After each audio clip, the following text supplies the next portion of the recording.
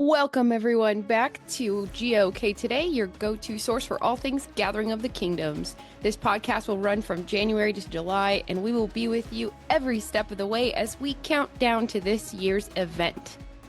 We'll be talking about everything from the theme and activities to the vendors, menu, fundraisers, and more. Joining me today is our Krat you've met twice now. Dusty Marshall, aka, say your name. Smiley. We do this every time. I just thought she was going to introduce me and be like, hey guys, but fine, whatever. I guess I have to say my own name. You know your own name? I don't know my own name, but some people have told me it is Smiley, and I'm just going to go with it. Sounds good to me. Unfortunately, Sin wasn't able to join us this evening. However, we got someone from his team to tolerate us for the next 45 minutes. So introducing, we have Liz Marshall, also known as Phoebe, or most known as Smiley's wife. And people go, oh, I like that chick. She's cool. You are. That's why you're my knight. Yeah. Hey, my wife has a name, okay? What is your involvement with GOK 2025? What are you doing? My involvement for this year is I am the Gate Co-Crat. I roped in someone else to help me with all the responsibilities. Her name is Anna. She's out of Dark Oasis as well, and she wanted to learn the ropes a little bit. So I said, yeah, come alongside and do this with me. That'll be great. So we will be the first faces that you see when you get to site and get checked in and learn all the rules and responsibilities and all that stuff. So yeah. Awesome. Is it difficult creating a schedule of gate people? Like, do you do shifts, or how do you do your process? So it can be difficult if you don't structure it right. So we try to do 2-hour gate shifts at minimum of 2 people there at all times, because you are dealing with the money and you want that accountability and stuff like that. So it's always nice to rope a friend in, and you get to sit under the pavilion and rest. And like I said, you get to be the first faces people see. For those of us who have been doing this for a long time, it's like that first homecoming. We get to see all our friends that we haven't seen in, well, for me, it'll be like a year. For a lot of people, they've just come from like Spring War, or they've come from some other big event. So it's like getting to see all your best friends right there off the bat. So it's great. We are trying something a little different this year. On top of having our shifts, our 2-hour shifts, we're trying to get some people that would be willing to be shift managers. So they'll basically take, like, we're going to break it up into morning, afternoon, evening, nighttime. And essentially those people are like, you would have a shift manager at a job. They oversee things, make sure that the people who are working the gate show up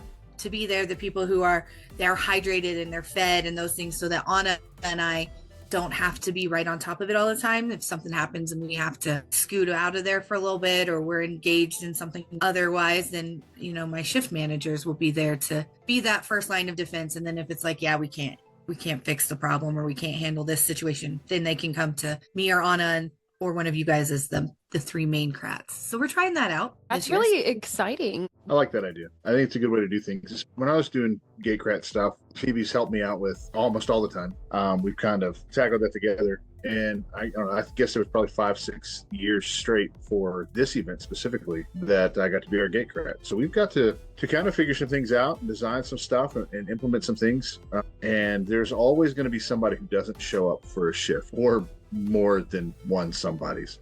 So having a shift manager, I think that's very beneficial, because in those moments, especially if you have somebody who didn't show up and you've got to do, a money drop, you've got to do a count, things like that. Having a shift manager that knows I'm taking on this responsibility and somebody didn't show up, so I'm going to take care of this. I don't know. That makes me feel more confident with how our gate and the funds that are coming in is going to be handled while we do this event. So I love that idea. I think it's awesome. Thanks. I like it too. With the amount of money that goes along with this event, I think that's a great idea, because having our radios is going to really help your shift leads, or what did you call them? Shift managers? Shift managers. Yeah, so your shift managers I'm assuming they're probably going to have radios too, or at least one radio at gate. I think that's great, because then they can communicate with you if someone doesn't show up. And that also gives you guys a chance to use the bathroom if you need to.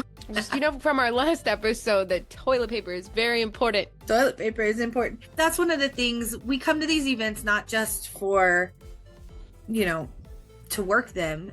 I have my company and I have my bros I want to hang out with too, or I have friends that are being knighted. I have A&S classes that I want to attend and battle games I want to see and be part of and stuff like that. So being able to spread the responsibility out a little bit and say, you aren't chained to that job that whole time. You can go and enjoy the event too. My hope is then that as other people see it, they'll understand I can volunteer, I can serve the game in this capacity and know that I'm still going to get to do the fun things that I want to do. At times, I know a lot of people look for the schedule to be posted of the battle games and the classes and stuff so they can say there is a window here that I don't have any desire to be part of anything specific, so I can fill in that spot. And so that's kind of the hope with doing this. I know that there's been times I've had people reach out and say, hey, I want to help, but I don't know what my day is going to look like till I get there. So if there's a time that comes available, I'll fill it in if I'm not doing something else. So the other thing is having those shift managers as like the point person for that. Like, oh, I can work sometime Friday morning. Okay, well, your shift manager for Friday morning is Sir So-and-so. You make sure and check in with him and find out when he needs somebody. So I don't have to know everything either. Yeah, That makes sense. that's great. Yeah. So obviously, I know you very well because we're married. Yeah, and then on top of that, Astra is getting to know you very well because she's one of your newest squires. But our audience may not know you as well as we do. Recently, you've been awarded your Master Rose. You served as the Kingdom Prime Minister in Emerald Hills during my reign as King in Emerald Hills, and we served on the board over there together too. You served on Kingdom level offices here in Burning Lands as Regent and now as Kingdom Prime Minister of Burning Lands. And you'll be in that position probably when GOK comes around. But you're running Gate. You've been elevated to knighthood and Knight of the Crown here in Burning Lands as well. So you have this Master Rose, you have your Master Crown and your Crown Belt. Tell our audience, let's talk a little bit about that journey for you of serving in offices and positions and other events. I know GOK isn't your first rodeo to run Gate at an event. So, what does that look like for you? And how did you get here to be like, yeah, sure, I'm going to do events and have fun? How far back do you want me to go? Like to the beginning? Am I going back to the beginning? Yeah, you can go to the beginning when you told your parents that it was over for us and we were breaking up because that was one of those shows that showed up in Cloudcroft and ruined your family. We can start there. That's fine. That was a little further back from the beginning than I was thinking, but yeah. So yeah, I grew up in the mountains right down the road from Sleepy Grass, where Gathering of Clans happened every year. And I know the last episode I listened. So you're welcome for that. I'm one of your subscribers. Yeah, thank you. On YouTube, like one of the 4 that's there right now. But yeah, it's not a lot right now, but that's all right. We're coming We'll along. get there. My town would get overtaken every summer, and my dad would be on that ambulance and wackos jumping into fires and needing, EMS support and stuff. There was times. So when I found out that Dusty wasn't just Dusty, he was this guy Smiley, I was like, deal breaker. This is it. This is the end. I was excited to show you Amgard and LARPing. That's all I'm saying. I thought it was amazing. So excited. And then I popped that bubble. You're like, unfortunately for you, I already know what it is. But he convinced me to come out to the park local. He was like, it's fine. This is big events. Big events are different. It's not quite like that. So come see what a local weekend is like. And I did. It went great. That's not a story for today. This is not a safe for work story. Well, we can give a shout out. And almost all of Amgard will know this. She got to come to our park in Dark Oasis in Hobbs, New Mexico at the time where we were living. And one of the first encounters she had with any Amgard anywhere was Monkey. Yeah, like Sir Monkey, Warlord Monkey, before he was Sir Warlord Monkey. Bane in the something. And somehow now she has no problem making him cookies whenever he requests it, and he knows that I'm going to be around, that we can take it to him. So that's true. But yeah, he was the first one she got to meet for our audience that knows him. You guys should probably send her condolences, write some sympathy cards. It was a rough day for her that day. Trauma is still there. Yeah, he convinced me that wasn't a great day, but they were really pushing to try and elevate from a barony. And they were like, we really just need names on the sign-in sheet. So I would go sit I would like come in and I would sign in, and I didn't have a persona name. I just signed my name, and then I sat at a tree like 8 decades away from where they were playing, and I did my homework because I was a good college student. And I did that for about 2 years. And gradually I started making friends and getting comfortable with the life and the people. And it finally came about, and there were some guys at Dark Oasis. They were like, you have to choose a persona name. You've been here long enough. We can't keep calling you Liz. That's a dumb name. And I was like, well, sad. I like it. But they were like, if you don't, you have 2 weeks to choose to come out here and fill out a waiver and sign up and like choose your persona name, or we're going to choose it for you. Yikes. That never goes well. And I was like, that's not, they were spitting out some names, and I was like, none of these are appropriate whatsoever. So I went with Phoebe, and I started getting a little more active and involved. And then Dusty decided he was our prime minister for our park locally. We had been elevated. Dark Oasis had been elevated from a duchy. Golden Plains had county, I guess, for a time. I don't know if it's still there. They've got I don't know if it's still county. Yeah, it went shire, barony, then we duchy, and then we voted in to have county, and it was kind of the spot to help parks continue to grow. And we were the first park to achieve and accomplish that in Golden Plains. I think the second was Skywatch. Yeah. So at the time we were the county of Dark Oasis, not as like way back in the day you'd have counties that were kind of like principalities. We were smaller than a duchy. Yeah. So he decided he wanted to make a run for Kingdom Prime Minister. And, we're at an all thing, and he's like, hey, I'm going to do this. And there were a couple of people that were like, but if you do that, then who's going to take care of our records? Who's going to be our prime minister? And without consulting me or anything, Smiley was like, oh, Phoebe will do it. And everyone was like, well, in that case, cool. We're here for it. We're supporting all of this. And so I look at you now. Now you're Dame Phoebe, Knight of the Crown. I mean, worked out. Against her will. Against my will. So I did that for 2 years, and then we moved to Fort Worth, and we had to transfer to Emerald Hills. And I wasn't going to get involved. I didn't want to. We were there for school. We weren't going to do this. And then we found out that Emerald Hills had a park 10 minutes from the church that we were serving at.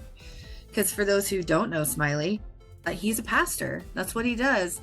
And we had church service on Sunday morning, and then we had meetings in the evening, and we didn't have time to drive home because DFW is a big place. And we found out like 10 minutes away was Kings Point, and they met on Sunday afternoons. So we were like, well, I guess we're going to go do this and kill some time at Amp Guard before we have to go back and do church stuff in the evening. So we got ingrained and integrated into Kings Point. And after a couple years, Smiley ran for king.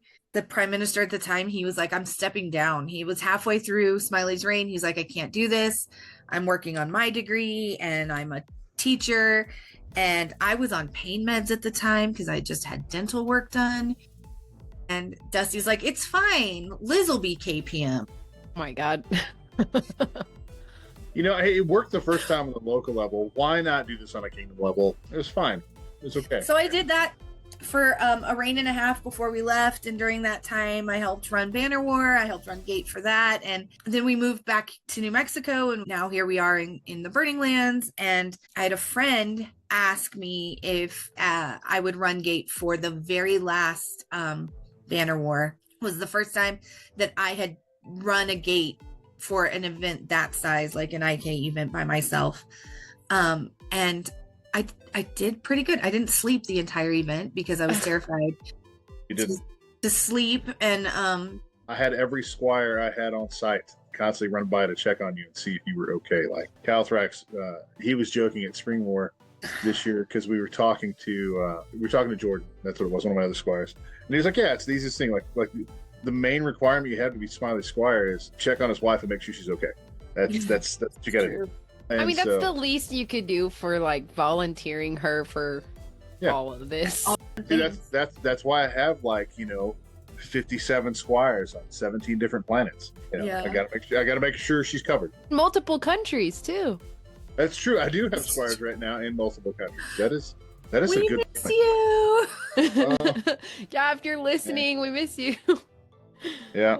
So Zach, I can't wait for you to get back, man. so I did that, and then like he said, he's run Gate for GOK for several years, and I would help make sure that was handled and taken care of and stuff. When we moved back to New Mexico in June of 2018, and in July, a month later, was when the crown system changed, and it went from the point system to the orders of the crown, and so I went from 0 crowns to 9 crowns, orders of the crown overnight. Calthrax was monarch of Emerald Hills at the time, and he was like, I wanted to give you all the way to your masterhood, but you left in the middle of your reign, and so we didn't feel like we could give you all the way to 10. That's fair, I guess. Yeah, I understood it. So my knight, Dame Mezzy, when she found out that I was that close, she was like, run for regent, be regent of Burning Lands. And I was like, I don't have any desire to do that. And she's only twice in my Amtgard career has she ever like given me a directive. One time she yelled at me at Banner War because I was upset with a vote that happened in the Night Circle, and she yelled at me to come over there so she could clarify with me. And then the other time was this. She was like, you will run for regent so that we can justify getting you your crown belt. And so I did that, and I held it for a year, all through COVID. Worst time to be in office whatsoever. But I think honestly, regents maybe have had it a little bit easier than any of the other offices, because you can encourage arts and sciences from a distance, right? That's true. It's not like fighting where you have to be near each other. Yeah, Monarch was hard. Like, how do I recognize people? How do I encourage people when they're not out doing things? But for me, we had an online Dragon Master. Yeah, that's cool. Smiley won it. Of course. I did. That is true. We did it like this, and obviously we hated it, because how do you display your art on a camera? Like, pictures and make are sure not lighting is right, so the colors are true to what you're showing.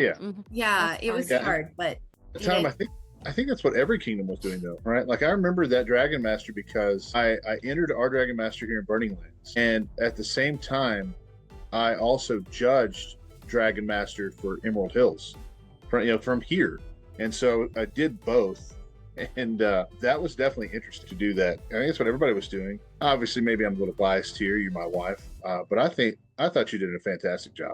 I thought it was a really good reign, even with it being during COVID. I think you helped keep us together as a kingdom and helped us keep the camaraderie going on. It was a fun time. I get to be the COVID Dragon Master, and maybe I should put that on a belt favor. I don't know, right. But all in all, I enjoyed that reign. I thought it was good. It was good. Yeah. Yes, Astra, young lady in the back with the funny hair. Yes, you. How many Dragon Masters have you won? Who, me?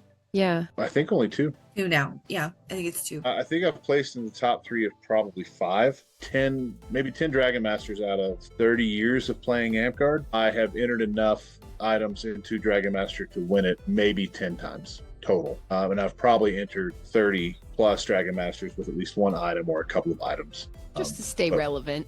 Yeah, I mean, well, and there's stuff that I always did that I didn't have the time. I was in the middle of school or work and stuff, but I wanted to try to get those awards. I wanted to see what people thought of what I was doing. And it was everything from making weapons and shields and garb, and all the way to, entering poetry and spoken word. So it's crazy how much stuff you've done, and that evil queen didn't give you your Master Owl.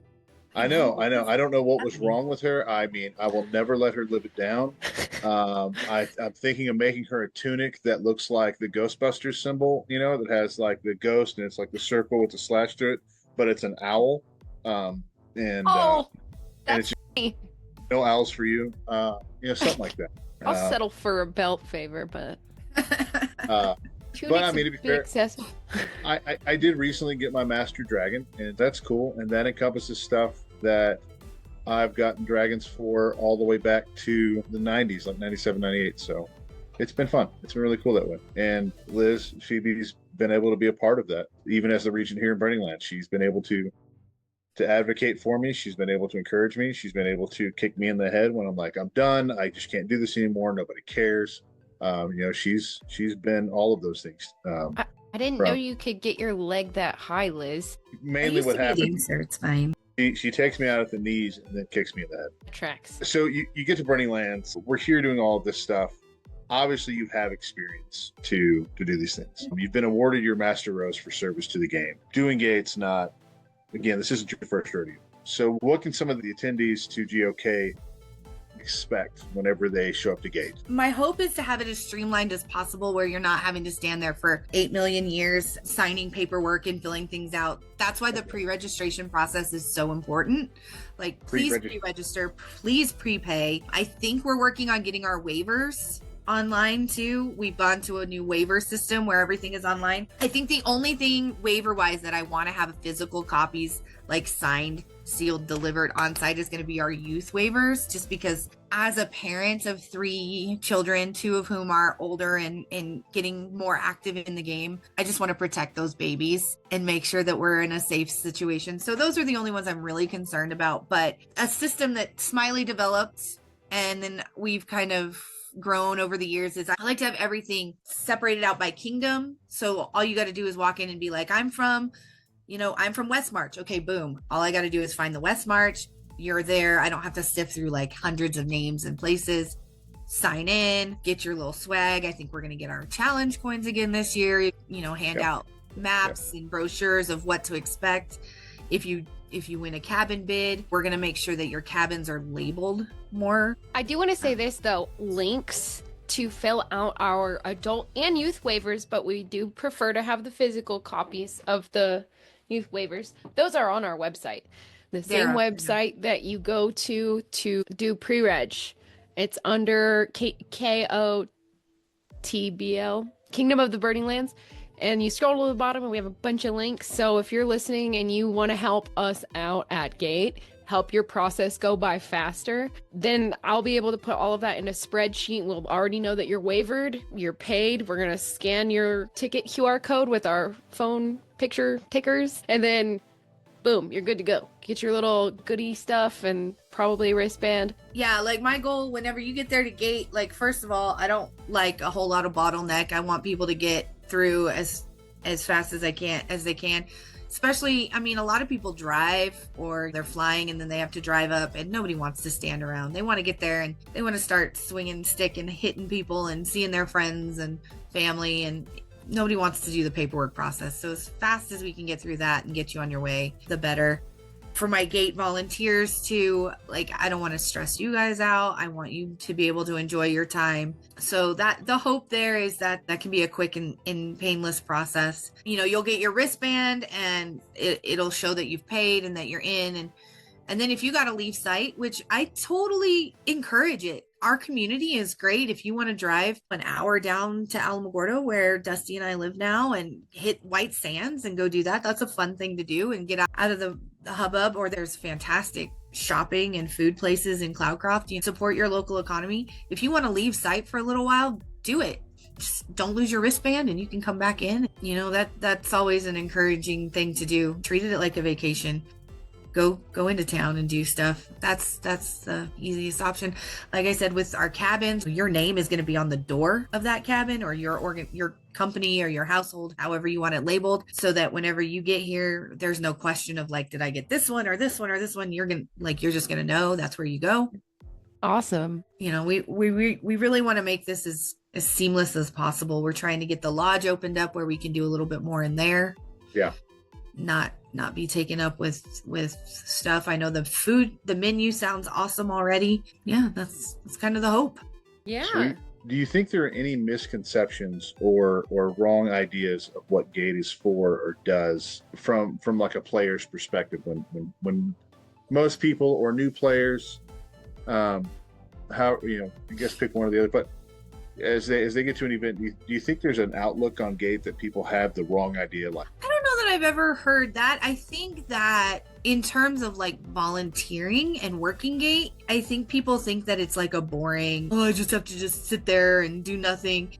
But I think that I've made some of my best connections with people volunteering at Gate. I get to meet people I haven't met before. You're the first faces people see I think if you come into it with a good attitude, then it's going to set the tone for the game, for the event. I think if you have people that are there begrudgingly, that are working it, or if they're having a bad day, it's kind of like whenever when you go through a checkout line at a grocery store or a restaurant, if the person doing the checking out is like in a bad mood, then it kind of is going to put you in a bad mood. It's going to give you a sour taste. And then you're going to be like, well, the customer service was just garbage. The food might have been great, but the customer service was awful. Right. You're kind of setting the tone. Yeah. You can be. It can have a lot of an effect on how people come into it. So if you're going to volunteer and you're going to help with it, just know that for your 2 hours that you're going to be there, try to have a good attitude, try to be in a good mood. We're not all best friends with everybody. You might have to interact with somebody that's not your favorite person. But if you can understand, that's like 10 minutes out of the whole 3 weekends, if that, the whole 3 days of the weekend. And that's part of the other reason why sometimes it's a good, on top of there's money at the gate and there's technology that we don't want to lose. You can look at your partner that you're working with and say, hey, I just saw someone so-and-so pull up. We're not best friends. Would you mind being the person that handles their check-in? Yeah, communicate that. And then it's like, yeah, no problem. And then I can be the person that handles that person, getting that person checked in. And now you don't have a sour taste in your mouth. They won't have a sour taste in their mouth. And we can all have a great event. That would probably never happen because there's nobody in our game that doesn't like anyone else in our game. We are all We're perfect individuals to each other. Bodies clash sometimes. It happens. It's okay. What's something that you want the listeners to take away from this episode about Gate, about what's going on, what you do? Volunteer. Help us out. Spend 2 hours sitting there. We are doing a raffle. We always do a raffle for our Gate people too. All of our vendors, instead of paying for their vendor fee an exorbitant amount of money, we ask them to just donate items from their shop. Sometimes it's gift certificates, sometimes it's actual items. And so if you work a gate shift, if you work more than one gate shift, every shift you work, your name is going to go into that, and you might get to take something cool home that you don't have to pay for. And there might be a Smiling Foamworks foam dome shield that will There's always a Smiling Foamworks something. Yeah, I will probably do that forever as long as I have the capabilities. I want to make sure our volunteers know that they're appreciated, and that's one small little thing that I can at least do from my end. Right now, I have a Google link that's kind of like a volunteer interest form. I'll get that to Astra, and she can put it in the comments and stuff like that. Fill that out. It just asks if you're willing to work a gate shift or if you're willing to be a manager, and what the best way to contact you is. And here in the next few weeks, Anna and I are going to start contacting people and getting that schedule put out. I'm kind of hoping that we get a schedule of events soon. Hopefully before this episode airs, we'll get a schedule of events. Yep. Wink, wink. I know. Yeah, right now from my end, for my team, we do have a working draft of battle games, and we're working on that right now. That should hopefully be finished up by this week, at least on the battle game end. And then hopefully we'll have the tournaments tied in there, plus ANS, and all of those wonderful things will be tied into. So that'll be solid. So yeah, volunteer for Gate. Sign up, go over there, have a good time, get yourself entered in the raffle. Obviously, if you have questions, ask. Don't forget to subscribe to our podcast. And then, as always, I have the goofy, stupid question. We have 60 seconds. All right, here's the question. You guys ready? Yeah. All right. What would you do for an event if you won the lottery at $10 million? What would I do for an event if I won the lottery? I would cater. I would cater the Everything. food. All the food's catered. Done. 110%. I would cater the meals, all of them. I would, and then if somebody wanted to complain, they could argue it at Gordon Ramsay or some other 5-star chef about how bad their food was, and I would like to see that happen. Actually, I would be like, 1st to 10, and then Done. I don't care. I agree. Actually, I think Buy property and make permanent structures that look like medieval things, and cater. I would probably put $1 million into battle games and cater the food. As usual, we ran out of time and I have to record this afterwards. Thank you so much for hanging out with us on GOK Today. If you enjoyed our show, don't forget to like, share, and subscribe. It helps us reach more awesome LARPers like yourself. Do you want to be a guest on the podcast? You got something cool to share or a GOK memory that deserves a spotlight? Drop a comment or message us. We'd love to have you on. And hey, don't forget, pre-registration for GOK 2025, Krampus in July, is open. So head on over to www.kingdomoftheburninglands.org to get your spot locked in. Are you looking to give back and become a part of the magic? You can sign up for a gate shift by clicking the link in the show notes. See you next time.